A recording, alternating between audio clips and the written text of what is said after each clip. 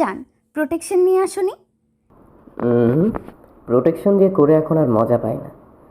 এই পাগল, প্রোটেকশন ছাড়া করলে তো সমস্যা হবে। আরে কিসের সমস্যা? বিয়ের অনেক দিন হয়েছে, এখন একটু আধটু করলে ক্ষতি হবে না।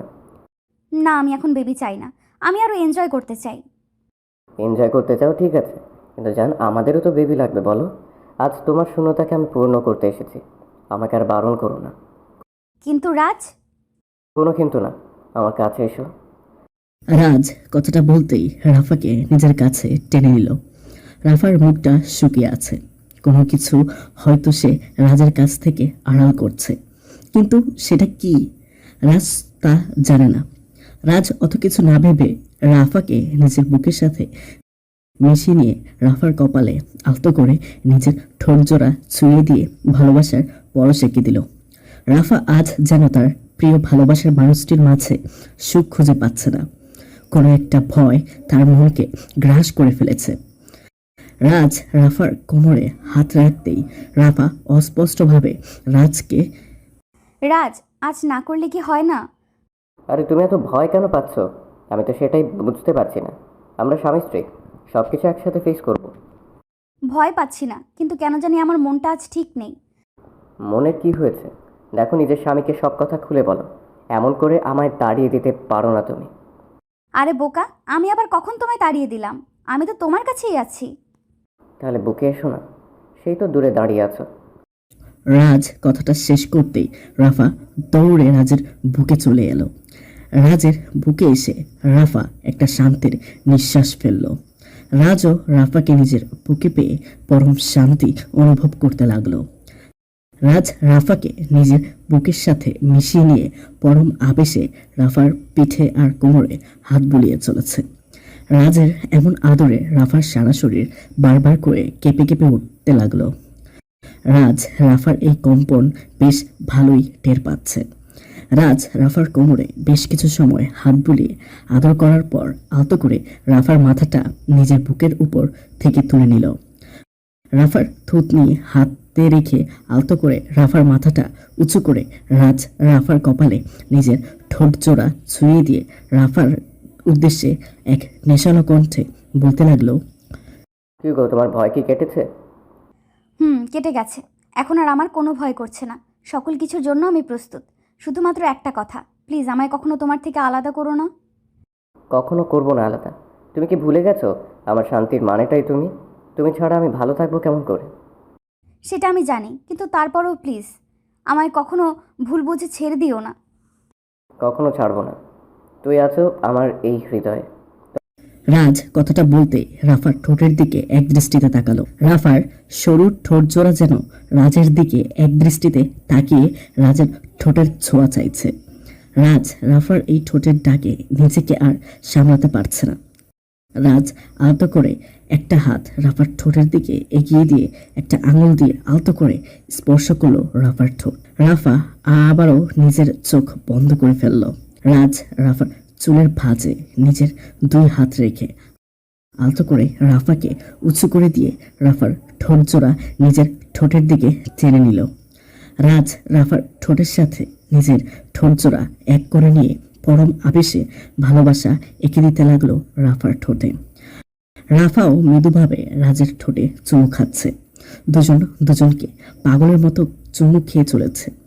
রাজ রাফার ঠোঁটে বেশ কিছু সময় ধরে চুমু খেয়ে আলতো করে রাফার ঠোঁট জোড়া নিজের ঠোঁটের বাঁধন থেকে মুক্ত করে দিল।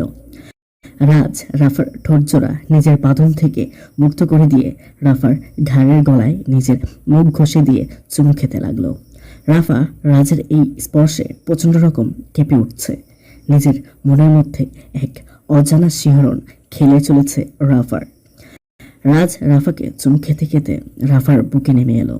রাফার বুকের উপর কিছু অংশে রাজ চুমু খেতেই রাফা রাজকে উদ্দেশ্য করে এক নেশালা কণ্ঠে ফিসফিস করে বলে উঠল, এই পাগল, কি করছো তুমি? আমার ভীষণ লজ্জা লাগছে তো। তোমার স্বামীর সামনে তোমার আবার কিসের লজ্জা? আমার সামনে একদম লজ্জা পাবে না। সেটা বললেই কি হয়? আমার এমনিই লজ্জা লাগে। লাইটটা অফ করে আদর করো না সোনা। না, আমি কিন্তু অফ করতে পারবো না।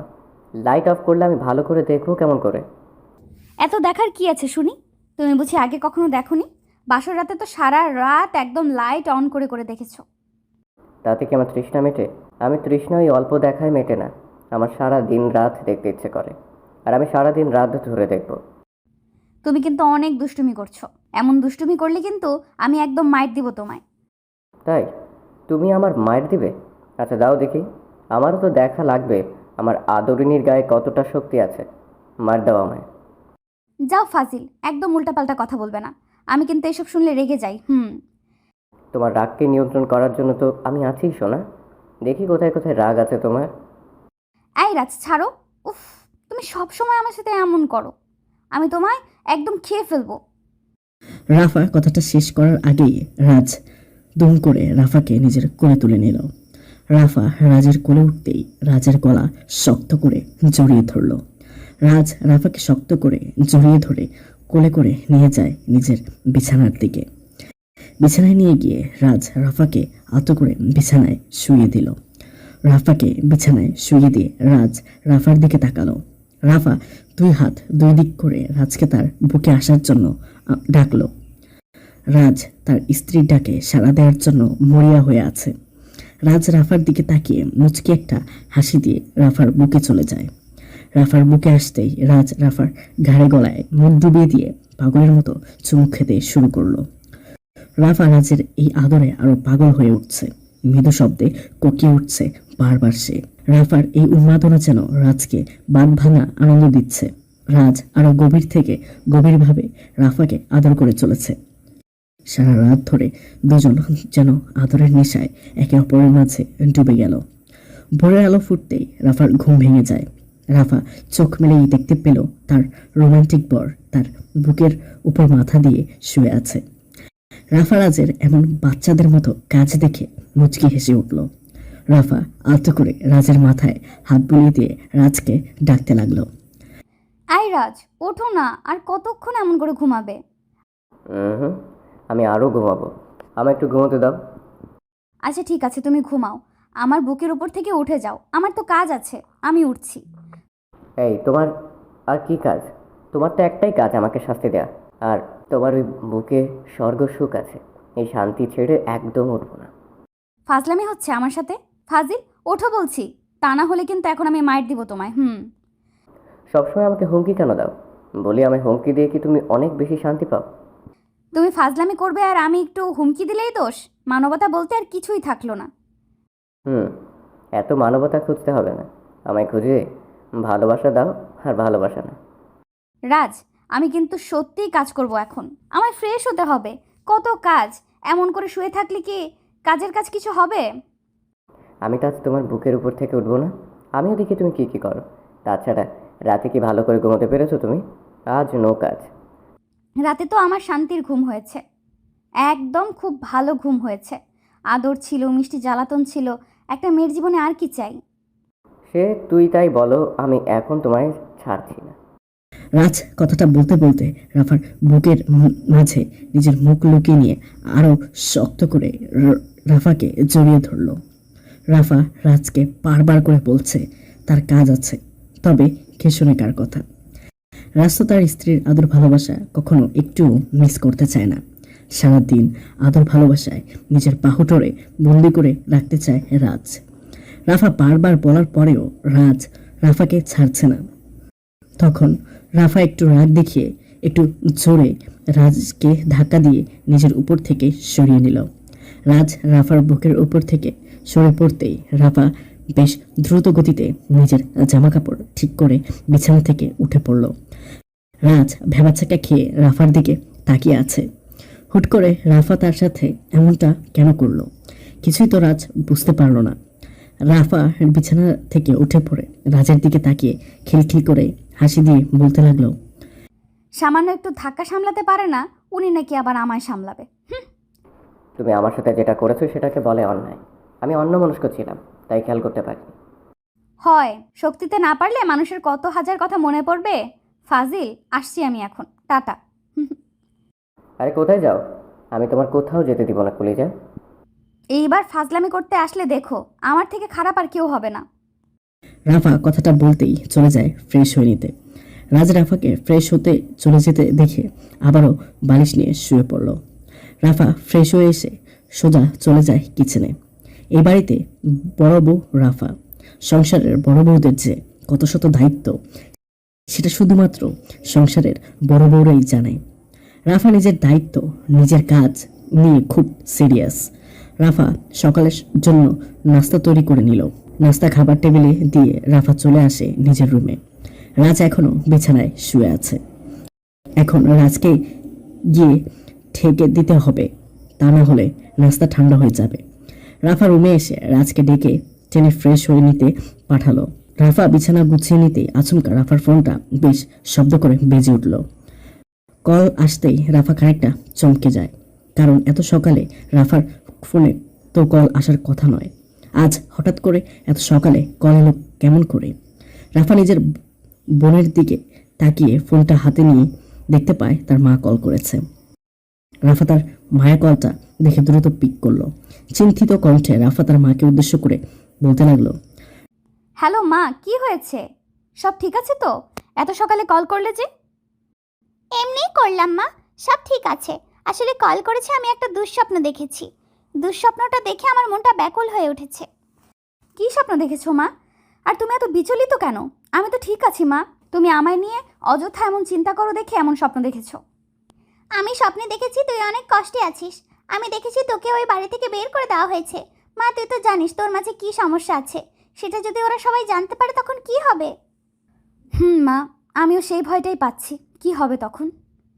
দেখ মা, রাজ কি তোকে সত্যিই মন থেকে ভালোবাসে? সত্যি ও তোর পাশে সবসময় থাকবে তো?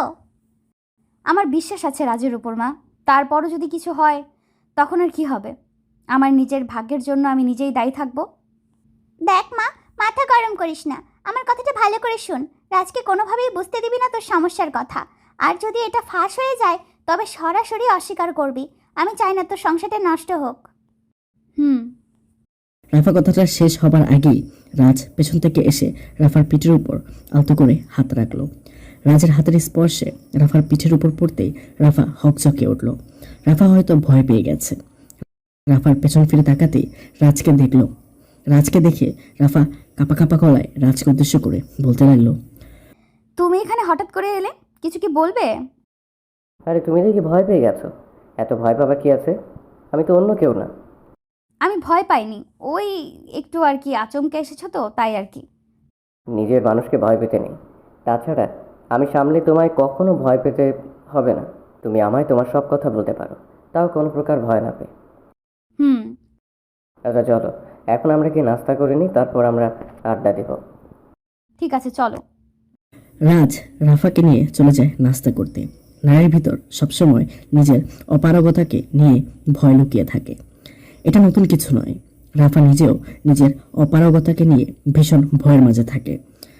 আর রাফার এই অপারগতা সম্পর্কে রাজ আগে থেকেই জানে, তাই নিজের স্ত্রীর সেই ভয় দেয়। প্রতিটা সম্পর্কের মাঝে এমন বোঝাপড়া থাকলে ডিভোর্স নামক শব্দটা হারিয়ে যাবে। ভালো থাকুক ভালোবাসা। হ্যালো বন্ধুরা, আমি প্রিয়াঙ্কা। আশা করি সবাই অনেক ভালো আছেন। তো সবাইকে কিছু কথা বলতে আসলাম। আপনাদের ভালোবাসা পেলে এমন সব ভিডিও আরও উপহার পাবেন যেভাবে প্রতিদিন আমি দিয়ে আসছি। ভিডিওগুলো বানাতে অনেক কষ্ট হয়, আমি জানি। এই ভিডিওটি অনেক মানুষই দেখবেন, তাই শুরু করার আগে কিছু কথা বলতে চাই।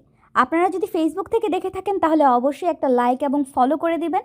আর যদি ইউটিউব থেকে দেখে থাকেন তাহলে অবশ্যই সাবস্ক্রাইব করে দেবেন। ভিডিওটি দেখার আগে সবার কাছে ছোট্ট একটা রিকোয়েস্ট করতে চাই, প্লিজ প্লিজ প্লিজ যারা ভিডিওটি দেখবেন সবাই একটা করে অবশ্যই সাবস্ক্রাইব করে যাবেন যদি ইউটিউব থেকে দেখে থাকেন। আর ফেসবুক থেকে দেখে থাকলে অবশ্যই ফলো করে দিবেন। আর যারা আমাকে ভালোবাসে তারা সবাই একটা করে লাইক দিয়ে দেখিয়ে দিবেন। Love you all.